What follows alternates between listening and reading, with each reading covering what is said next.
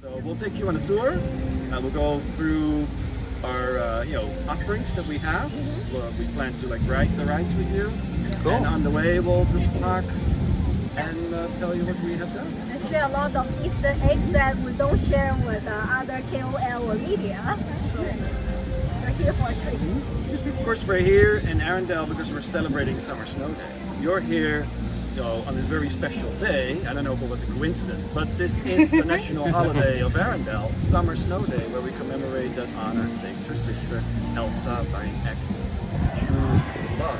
So that's nice that you guys are here because there's a lot of extra festivities in Arendelle. Wandering Oaken's deep in the forest actually made a whole Summer Snow Day sleigh ride for us to enjoy. So, in other words, a wonderful celebratory storyline that we took from the Epcot concept. And I'll actually talk to you guys because you are very knowledgeable about Disney. So I don't feel afraid to use certain terms because you know exactly what I'm talking about. But in the original Frozen Ever After ride for Epcot, we already had the story conceit for Summer Snow Day.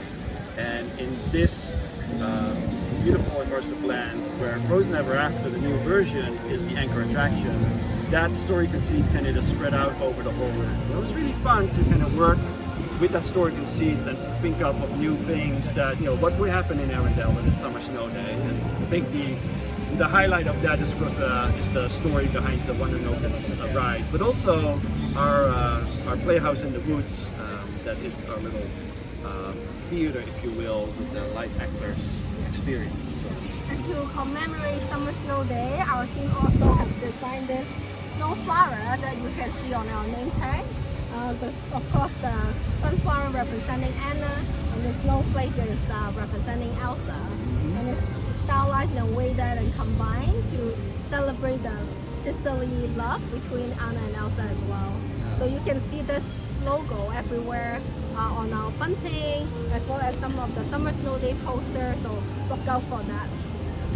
So before we start walking, I do want to point out something that I think me personally, but most people that worked on this project are probably the most proud of. And that is how we were really, for the first time, embrace the land that's beyond the park and make it part of our storytelling.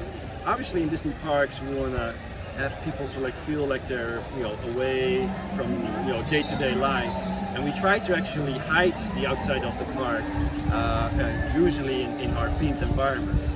But here at Hong Kong Disneyland, because we have that beautiful backdrop, we for the first time were able to actually embrace it, and we consciously designed the landscapes to actually really make this larger.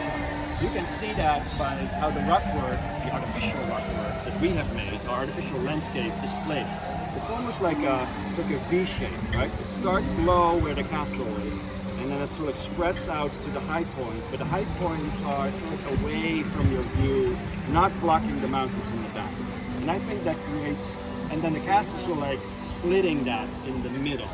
And I think that this creates a beautiful, beautiful scenic environment. And the layering is sometimes described as multi-plane camera. The opening of Bambi, for example, where you have all the different trees move in the different speeds from each other. When you walk from one side to the other in this land, you look at the castle and the rock in the front, then those also move separate from each other because the distance between the real mountains and our land is so vast. So I'm really happy with that.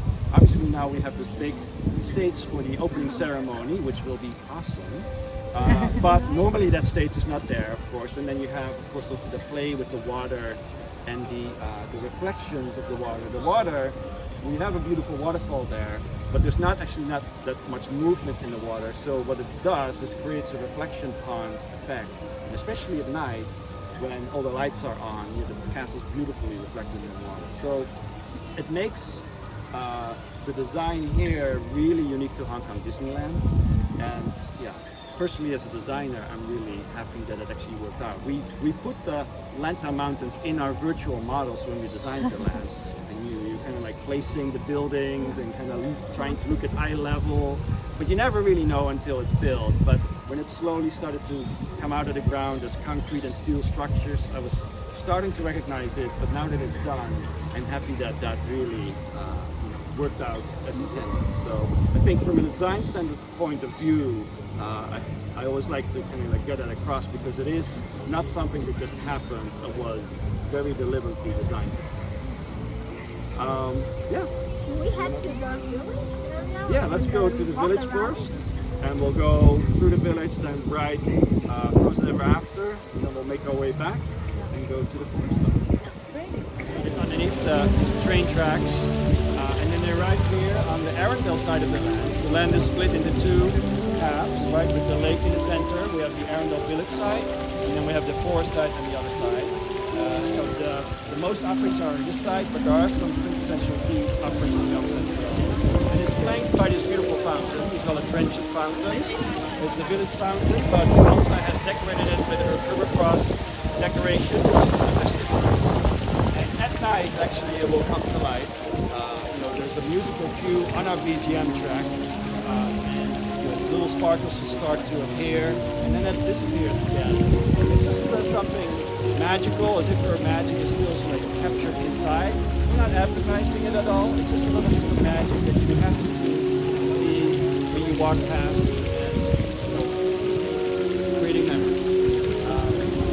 And the music that you hear is the over 1 hour new track that we created with some of the most beautiful melodies from Frozen, recorded in London.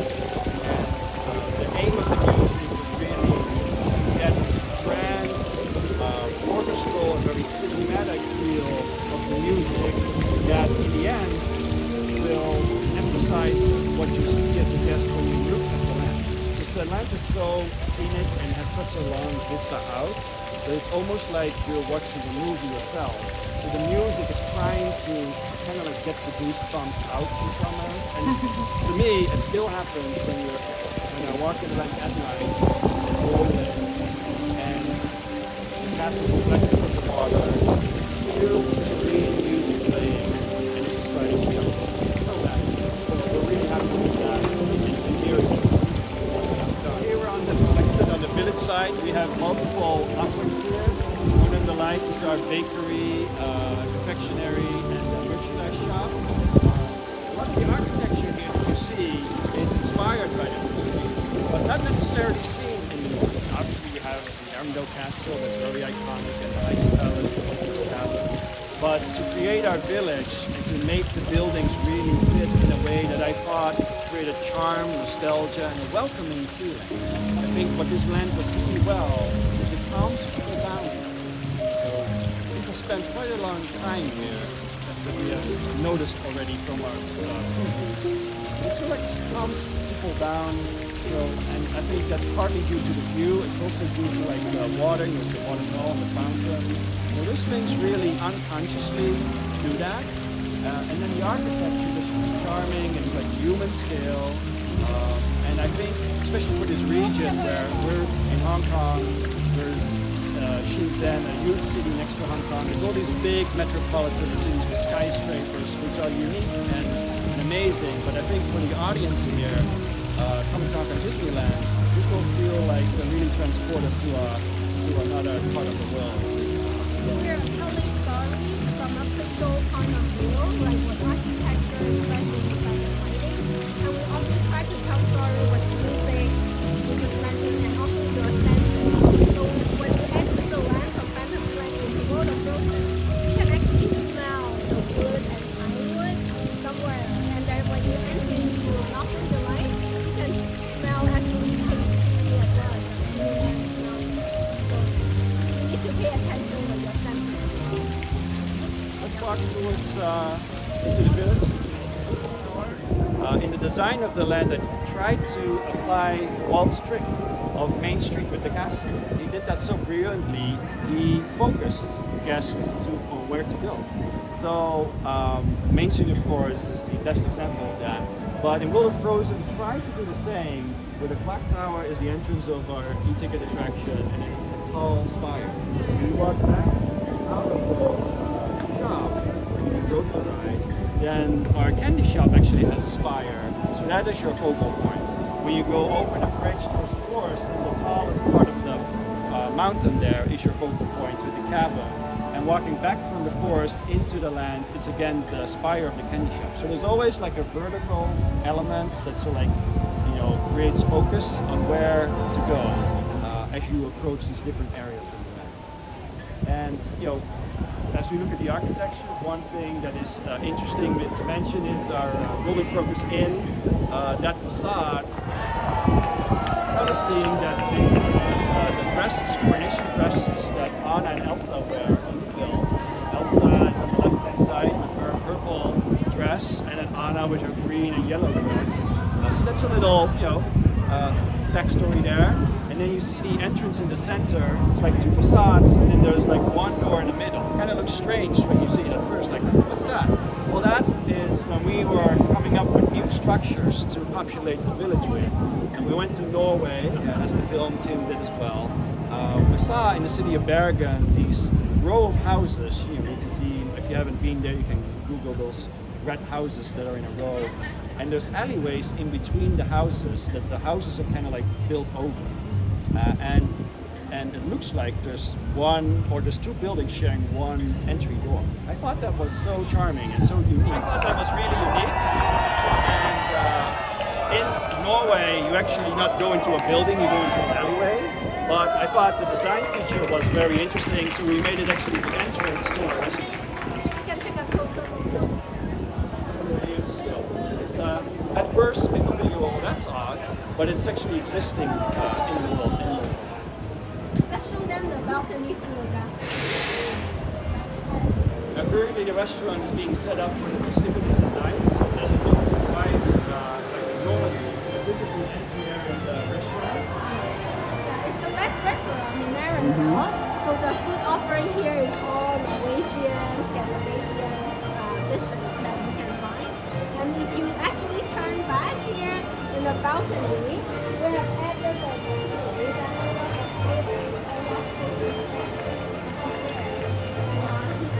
also have a mouse. They're smaller scale rooms. Really try to keep as much of the sort of cozy feeling as possible. Obviously, we need to hit a certain amount of people that can dine here, but sort of separating the spaces so it's not like one grand space. We have Captain Matthias there, reference to Frozen 2. But a nice little thing to point out also, since you guys are very familiar with Disney parks, is a little reference to Epcot's Royal Summer House. In the Norway Pavilion, there's the log cabin with the red shutters, which was originally, it's still there. It's the Deadly House in Norway that I used as inspiration for the Royal Summer House when we built that. And I thought, like, it would be fun to kind of show that here. So this painting that I painted kind of places the house rather than in an Epcot setting, of course. It places it in a more natural setting. So this is the Royal Summer House itself. This is the Wandering Reindeer shop. And then in the back, I painted a little version of the Arendelle Castle, as if the Royal Summer House is somewhere like far away in the fjord. So it's kind of like a nod to the project that basically started this project as well. So, may I ask how much inspiration you took from the Norway Pavilion in translating any of that to this? Mm-hmm. Well, I talked about the story conceit, right? Summer Snow Day is actually a story conceit in Epcot's Frozen Ever After. And then Frozen Ever After, of course, is a new version of that ride. So there was a lot there that we took from Epcot, either from progression of the ride, or technology, or pieces of set work. But for the rest of the land, most of it is all new. There's in the Wandering Oaken sliding sleighs, right? There is the little sauna moment where Wandering Oaken's kind of cleaning the window, and he's just and that is in the Epcot queue of Frozen Ever After.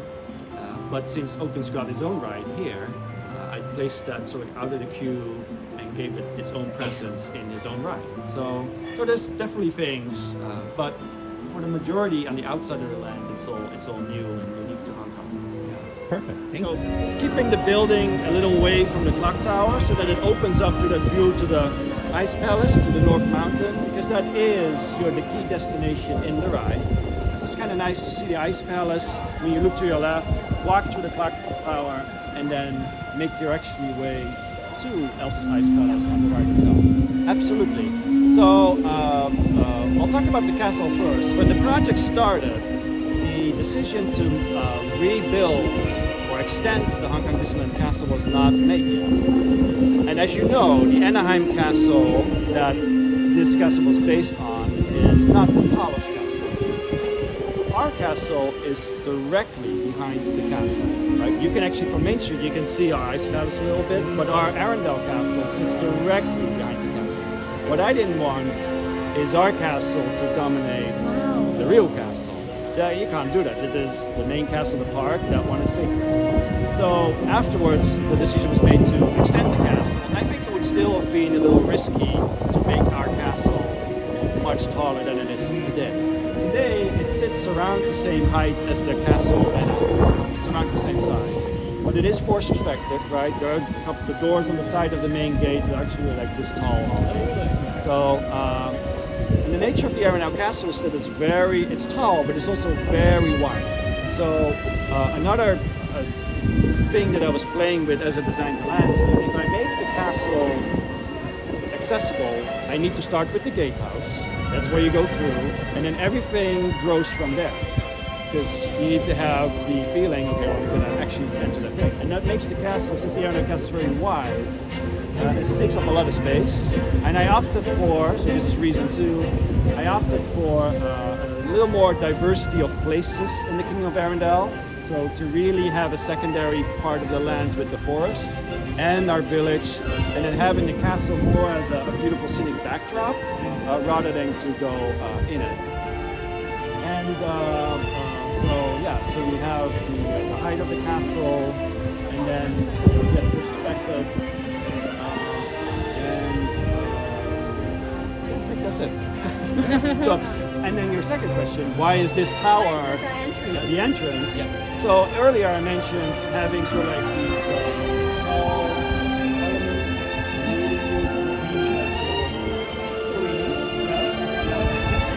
elements. You know the term.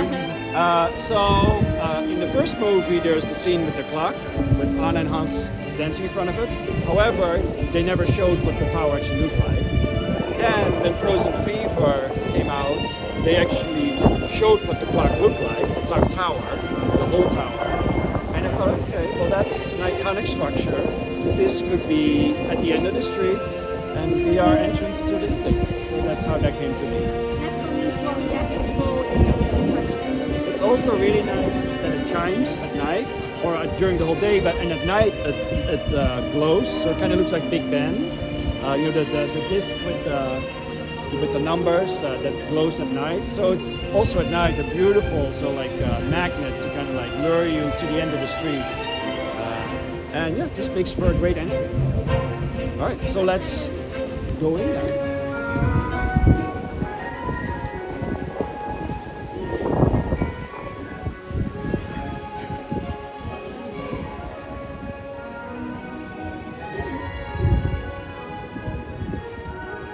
So, Frozen Ever After in Hong Kong is a feast of recognition and surprises, probably for you guys. Because there's a lot here that we use that is the same, or feels the same, or is similar, but it's either placed completely different, it's longer, it's bigger, it's smaller. So, these types of stonework and hallways are also present when you enter Frozen Ever After in Epcot. It's just that it's really small in Epcot, and now we extended it because we didn't have the restrictions of the building getting only so much queue inside. So now we have a lot longer queue for Frozen Ever After. Now we're currently in the conditioned part, or in the covered part, and now we are actually walking into the conditioned part of the queue. Again, these windows. Epcot Frozen Ever After has one of these windows. But now in the new version we have, I think, like 8 or so. So yeah, everything just got a little bit more grown. Let's call it maybe a little bit more mature in the new version. Because these windows with these discovering some blue patterns. There's one of them in Epcot. And now we have multiple. So we're in the ice office here. Again, story conceit for the queue is same as in Epcot. We have the ice office. And as a tradition, right? Imagineering, we love to put Easter egg here and there. And one of our creative reviews during the TCP wall review, we actually saw a salamander walking by during that review. So our theme finishes carver, to commemorate that review, he actually carved out a salamander in that corner. Or you can notice up there in that corner under the wood. There are actually two on this wall, so you can spot the other one. The other one is hard to see. Yeah, that's a little bit harder. But it's somewhere on here.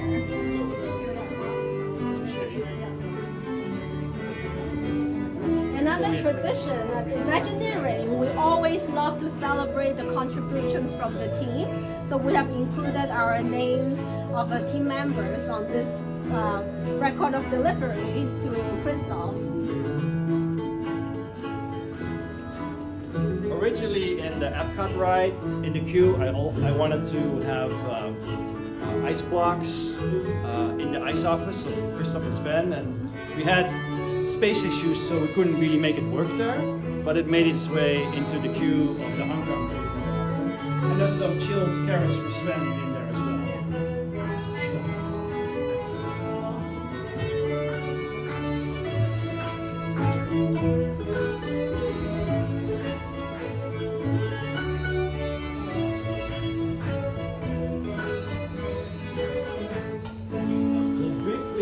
Here before we go on the ride. This is a part of the queue that reminds you a little bit also of the one in Epcot with the maple, but again it's situated differently. But yeah, really charming part of the queue. We have the trellis with the wisteria, the little force perspective village in the background, and then the maple, little lanterns.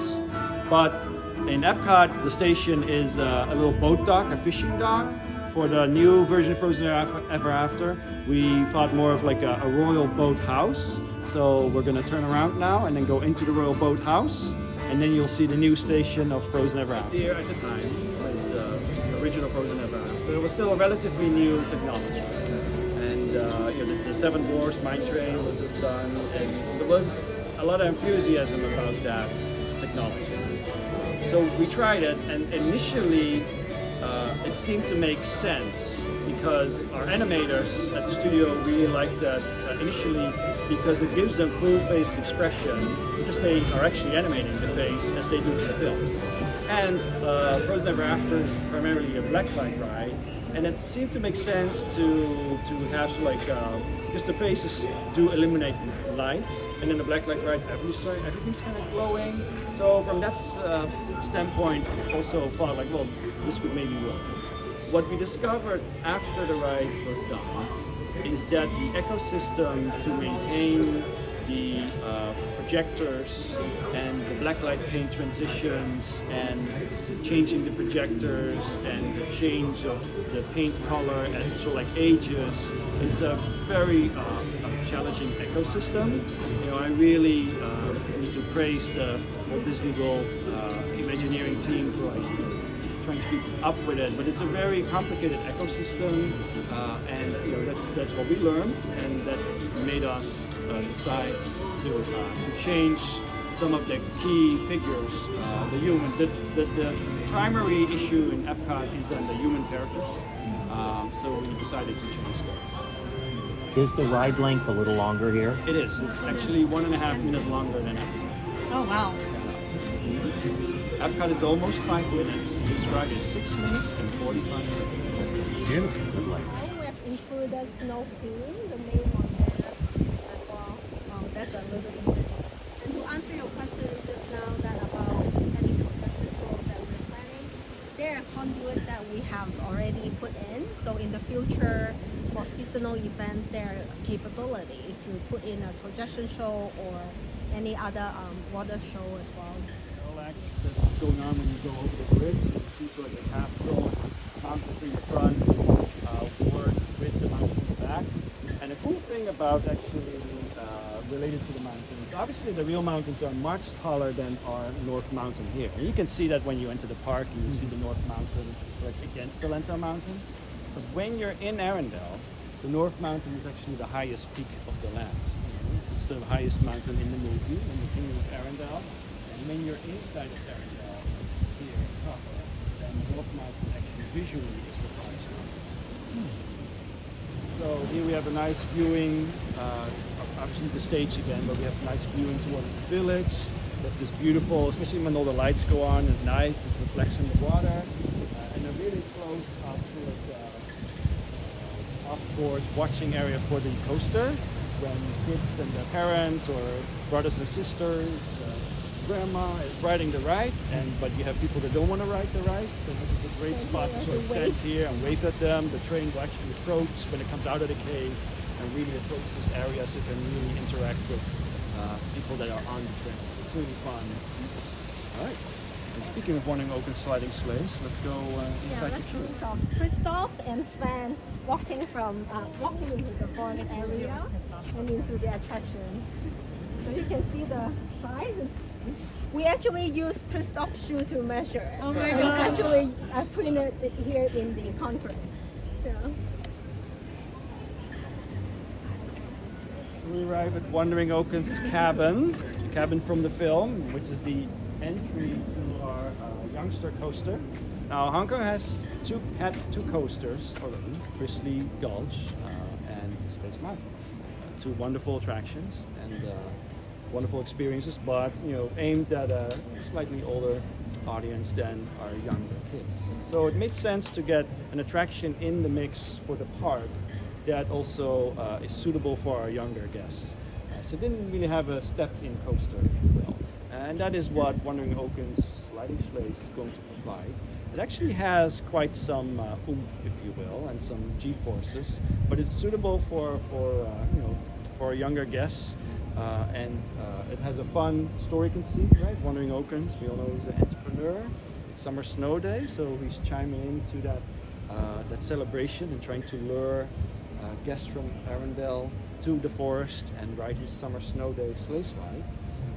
And with the help of his friends, Oaken and Sven, he's operating today the place. So it's a fun, quirky ride. We asked Christoph Beck, the original composer of the score of the music, to expand a 10-second bit in a demo track for the movie that was related to Wandering Oakens, and made a 6-minute version of that song. And what it kind of does is it creates a sort of an earworm that is similar to Pirates and Haunted Mansion. I really wanted the music of this particular ride to have that same reaction to people when they ride it over and over, as this ride is going to be here for a long time, that when you hear the music, the fans here, Hong Kong Disneyland, when they hear it, they immediately associate it with this ride.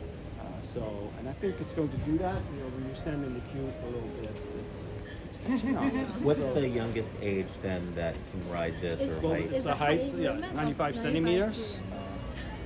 But Grizzly Gulch and Space Mountain are it's considerably lower. So I think you have to be like this big for Space Mountain. And there's no height limit for Frozen Ever After. There's no height requirement. No height requirement. No, but for I people wouldn't take with an infant on my lap. They might go flying out. But I almost lost my phone. We have been putting drop signs here near the entrance to warn our guests all the things. So first we get into the cabin itself. Sometimes Wandering Oakens will actually make an appearance behind the counter. Now he has a little sign there that says that he's in the sauna. But he'll put a lantern on top of this when he's behind the counter. Yes. And he'll greet people every now and then when he's here at work. Of course, you see the fish here. Have to try the lutefisk. Yes. It's the best in Arendelle.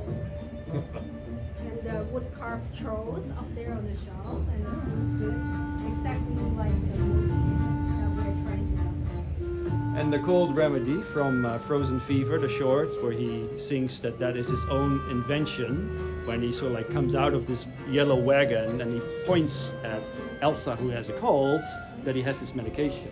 And that actually sparked the idea to do a Wandering Oakens attraction. Because when I was sort of concepting the land and what can all be part of Summer Snow Day, when the short was out, like, you know, when he's inventing stuff, he has this entrepreneurial spirit. Maybe he's inventing an attraction to lure people to the forest and chime in, also financially, into the celebrations. So that was sort of like the spark for doing an attraction based on Wandering Oakens and expand sort of like his story. In Hong Kong, we have a very humid weather, so we have a lot of different insects and also living creatures. So similar to the salamander you just saw at FEAQ, we also had another insect flying by when we had our creative review. So on there, our carver actually carved in a moth in the open cabin as a little Easter egg for our guests, and also to commemorate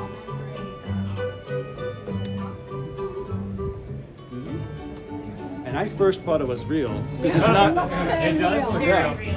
because it wasn't plants. So I was, you know, they pointed it out like, hey, there's a moth in here, a big Yeah. moth, and I was looking, wow, it's like that's amazing. There's very huge here in Hong Kong. Yes. And then I And realized look at that that it level was of fabricated. craftsmanship by our team. Maybe we'll skip the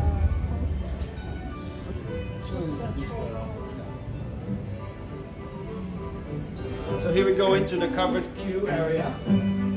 It has a nice sort of like sea or vista that you can only get from the coaster. Nice interaction between the train passing by and then seeing the castle in the backdrop. That's here. So I think this will look really nice, especially if the planting matures a little bit. It's like nice vistas, and it's really fun to see the train ride by here, as we will see any second. Epcot, but we have added a free Cantonese line for Oaken, who have picked up Cantonese in Hong Kong. So if you wait long enough here, you can hear also three different Cantonese lines from him too. I'll be out in a minute. Oh, and with every purchase, free lutefisk. So design-wise, the door is pretty similar to the one in Epcot, but the setting, of course, completely different. In Epcot, he's in the small cabin that's in the square. So yeah, it was kind of fun to play with, you know, taking him out of the Frozen Ever After queue and then create this whole attraction around him. About how long is that loop, do you know? There's 5 sequences, and there's probably about a minute in between. So here we're in Wandering Oaken's workshop. He's an entrepreneur and he comes up with things. So this is sort of like the workshop where he tinkers up his ideas and fabricates. If he has spare time, he likes to like wood carve. So that's that column that you see there. He's still working on it, but he's wood carving huge walls out of a big wood support to hold up the building. In reality, for the coaster, this is hiding a coaster support. That is very clever. I would never have guessed that. So that's brilliant. Here we see a Wandering Oaken's thought process. So he's thinking of ideas, what to do, what would be a good idea, what wouldn't work. Obviously, this idea was not the brightest, but this idea worked. And this is the one that made it true. And that's what you actually see when you ride at the bottom of the lift hill. We have a really cute, kind of like dark ride style scene at the very bottom of the lift hill that implies that the sleigh trains are being propelled up to the top of the mountain, and then gravity does the rest. Yeah, different stage design as well. Of course, the woodlock doesn't really work for the crate and barrel on the left. And finally, you can land on the beautiful sleigh that you can see now. They look very elegant. They're almost like Rolls Royces with the beautiful padding and but they have this very nice exterior, and adding the like blades at the bottom to make them look like sleighs really added a lot of character to them. And it's great to see them sort of like slide over the track. They look really nice. I really like the front of it. There's also a map. There's also, like Wandering Oaken's kind of like drawing the track layout in the mountain to get it's actually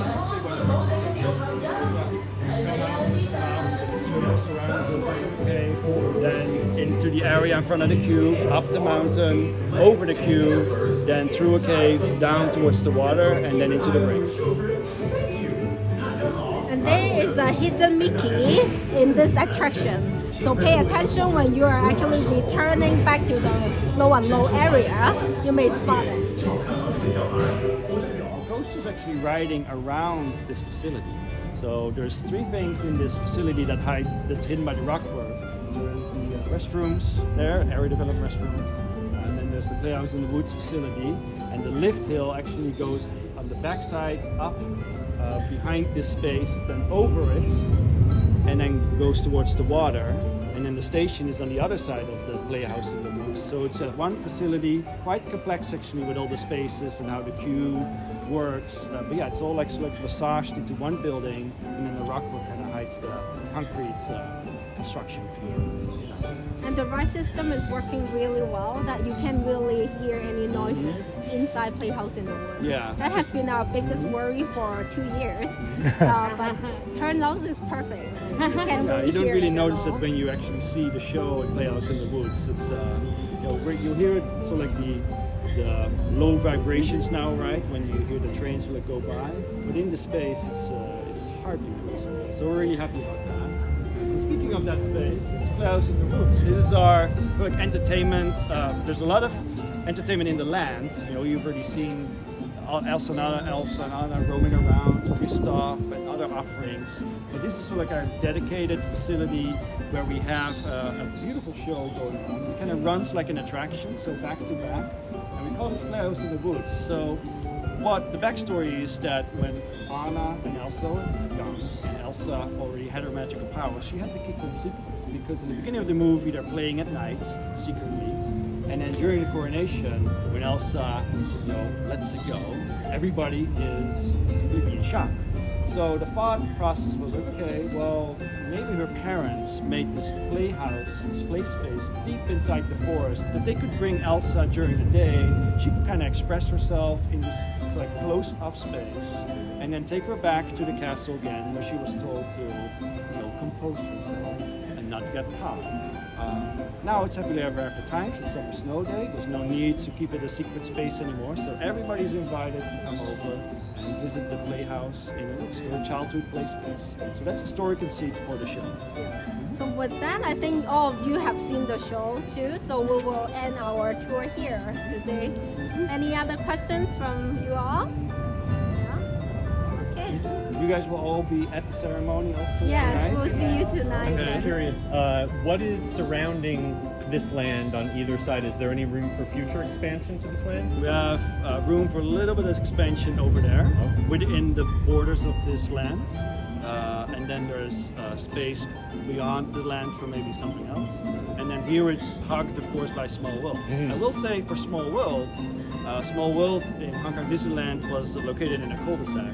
So that meant you had to walk all the way underneath the train tracks, ride Small World, and then walk all the way back again. Now we have connected it with our land with a secondary entrance. So it will be good for circulation for the park, but also very good for Small World, because it's much easier to kind of walk with Small World, ride Small World, enjoy your tour, go to all the Frozen, or vice versa. So I think if for Small World it will be really good that we connected those two. All right. Well, it was a pleasure to have you guys over. Nice seeing you all and be able to show you around here. Yeah, we Thank hope you you so have a much. good time.